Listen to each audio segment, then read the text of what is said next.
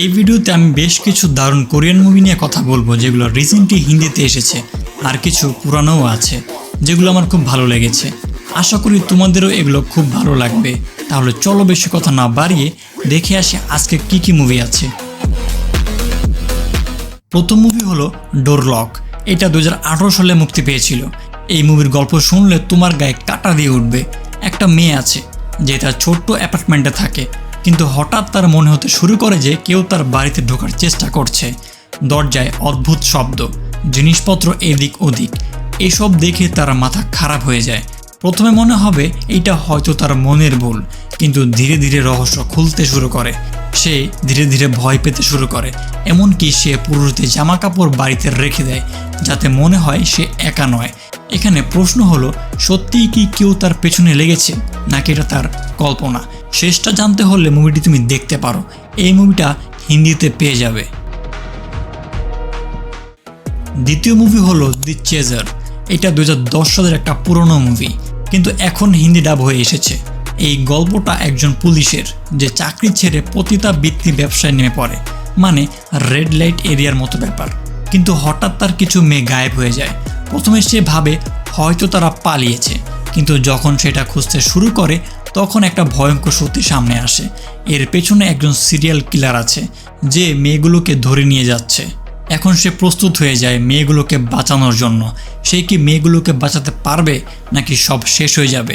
এই মুভির প্রতিটা মিনিটের টেনশন, আর শেষটা একদম নখ কামড়ানো। যদি তুমি দেখতে চাও তাহলে দেখতে পারো, মুভিটা হিন্দিতে পেয়ে যাবে। তৃতীয় মুভি দি আউটলস।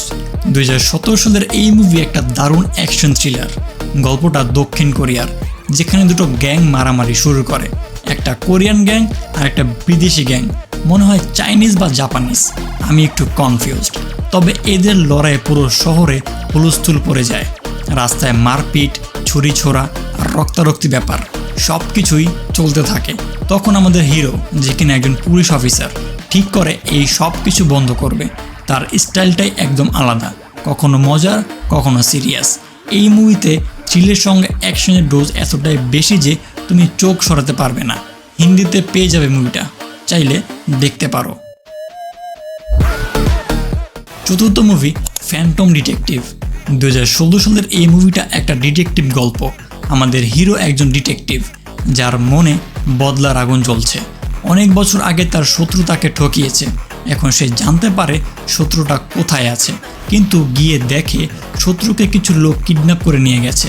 শত্রুর দুই ছোট্ট নাতনিও থাকে তার সঙ্গে।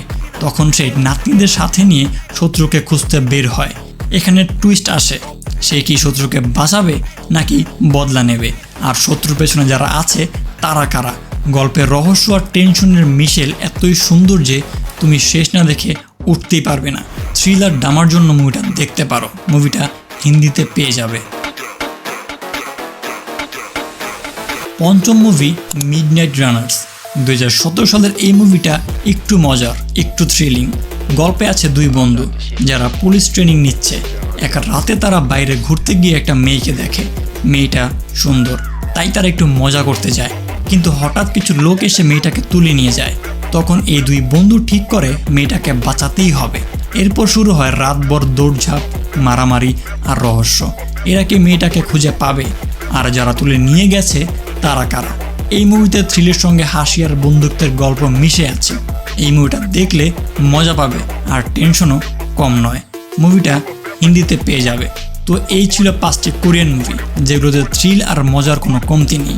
আমি নিজেও দেখেছি, তাই বলছি তোমাদেরও দেখা উচিত। ভিডিওটা ভালো লাগলে লাইক করো, শেয়ার করো বন্ধুদের সঙ্গে, আর আমার নতুন চ্যানেলটা সাবস্ক্রাইব করো।